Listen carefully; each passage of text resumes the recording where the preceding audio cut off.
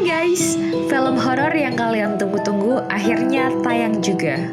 Setelah penantian 5 tahun lamanya bagi fans film The Conjuring, akhirnya seri The Conjuring 3 The Devil Made Me Do It tayang juga. Oh ya, film ini dibuat berdasarkan kisah nyata loh. Film The Conjuring 3 ini masih mengisahkan pasangan pengusir setan yaitu Ed dan Lorraine Warren.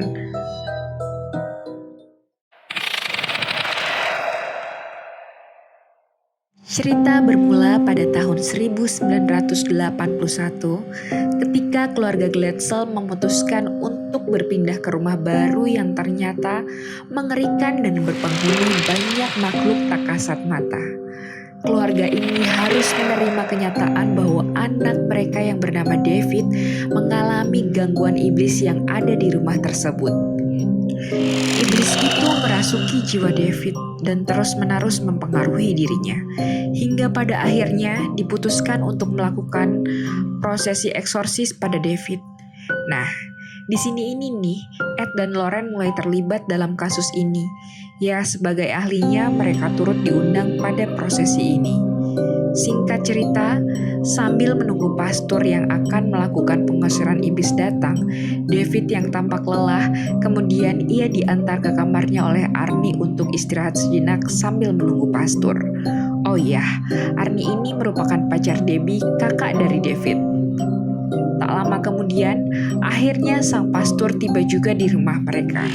Ketika sedang ngobrol-ngobrol, beberapa saat kemudian David kembali dikunjungi oleh iblis tersebut.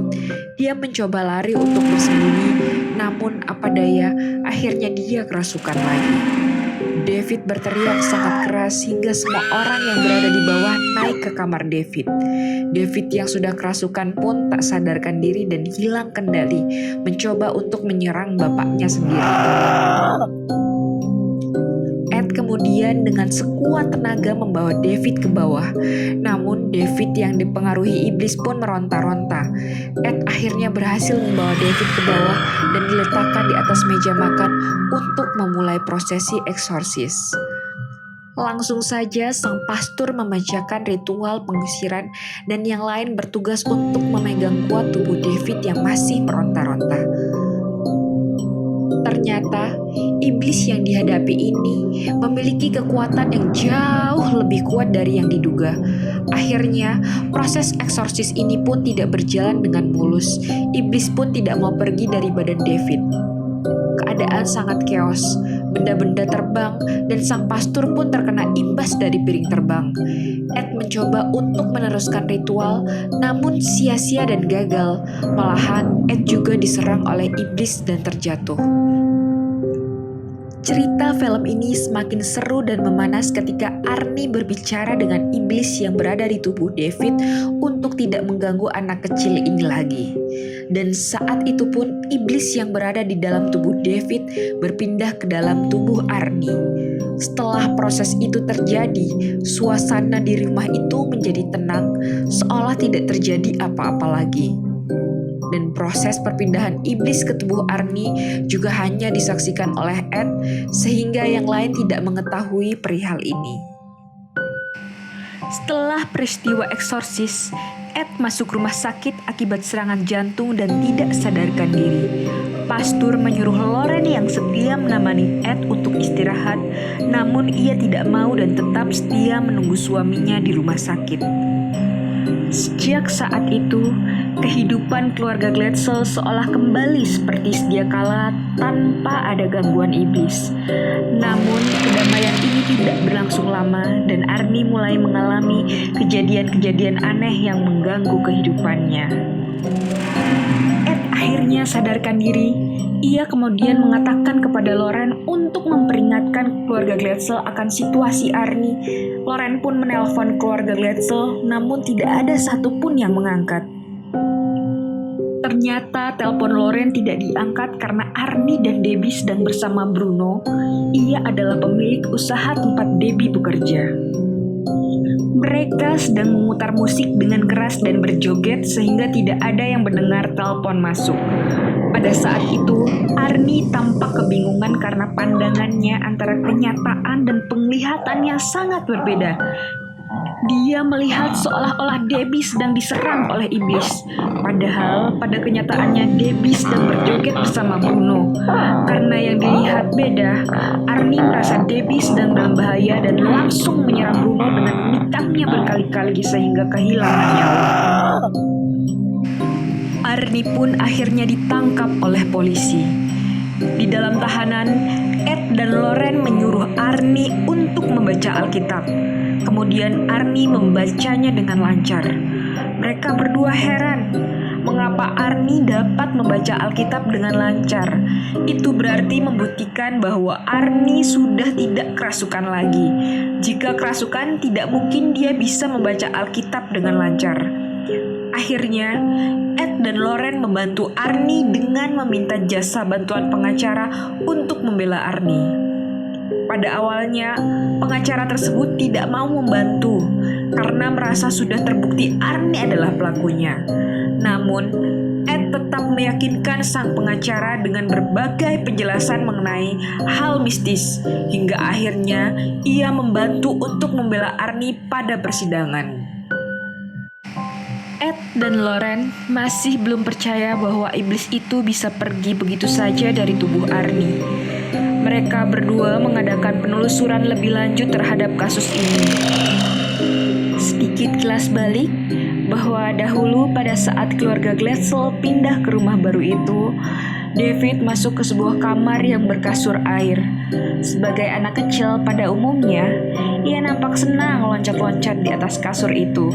Namun, tiba-tiba ada iblis yang muncul untuk menariknya.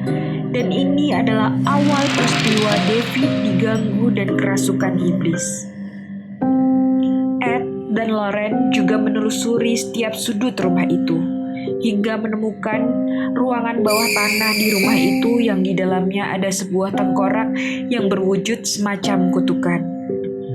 Dari sini, mereka berkesimpulan bahwa David terkena kutukan yang kemudian berpindah ke Arnie.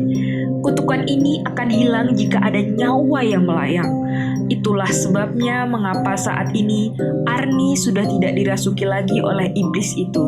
Dan mereka berdua pun masih bertanya-tanya, kira-kira siapa dalang dari kutukan itu?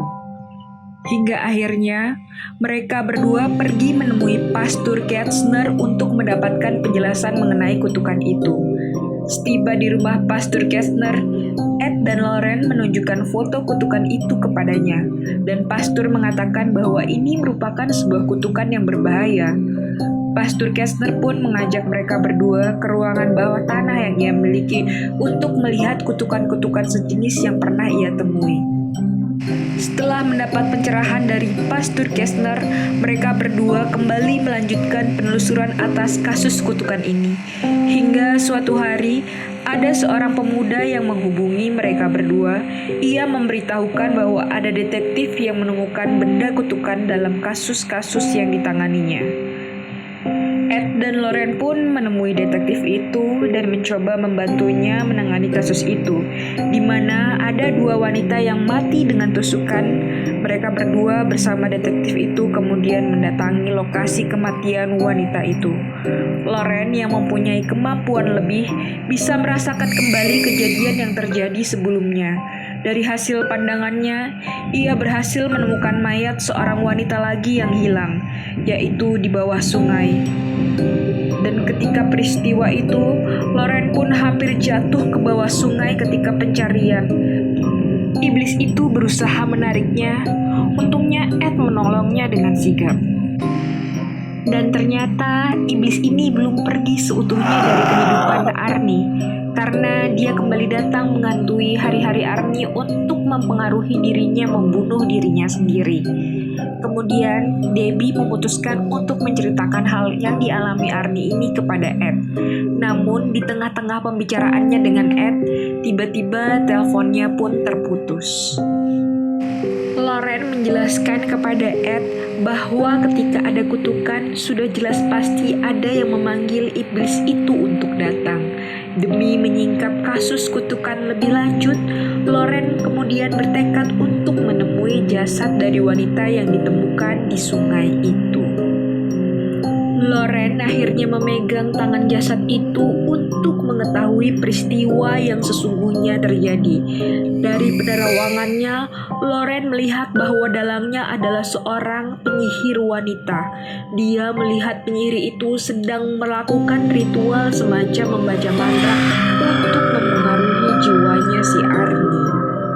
Meskipun Arnie sudah dibekali air suci untuk melindungi dirinya, wanita penyihir itu berhasil mendatangkan iblis untuk tetap mengganggu Arnie membunuh dirinya sendiri menggunakan pecahan botol. Hingga akhirnya Loren berusaha menghentikan penyihir itu, namun penyihir itu menyerang balik Loren hingga akhirnya Ed dan Loren memikirkan bagaimana cara untuk menyerang kembali sang penyihir itu. Akhirnya mereka mencari cara untuk menumpas penyihir wanita itu. Dari buku yang mereka baca menjelaskan caranya yaitu dengan menghancurkan tempat ritual dari penyihir itu. Namun masalahnya mereka tidak mengetahui di mana letak tempat ritualnya. Saat itu tiba-tiba Ed pingsan dan ketika terbangun dia ingin mencari Loren, namun ia tidak menemukannya. Justru yang ia temukan adalah sang penyihir itu. Pandangan Ed disamarkan oleh penyihir itu. Dia merasa sedang diserang oleh jasad yang ada di rumah duka. Namun ternyata jasad yang ia lihat sesungguhnya adalah Loren. Untung dia sadarkan diri sehingga tidak menyerang balik Loren. Mereka semua berusaha untuk memecahkan masalah ini hingga Loren pun berinisiatif untuk datang ke rumah Kestner lagi untuk meminta bantuan. Setiba di sana, tanpa diduga Kestner mengakui bahwa ini adalah ulah dari anaknya sendiri. Dia sedih karena selama ini ia berusaha untuk menghancurkan aliran sesat. Namun malahan anaknya sendiri menjadi penganut aliran sesat ini. Loren kaget mendengar hal ini. Kemudian Kestner menyuruh Loren menuju ruangan bawah tanah untuk dapat menghancurkan tempat ritual.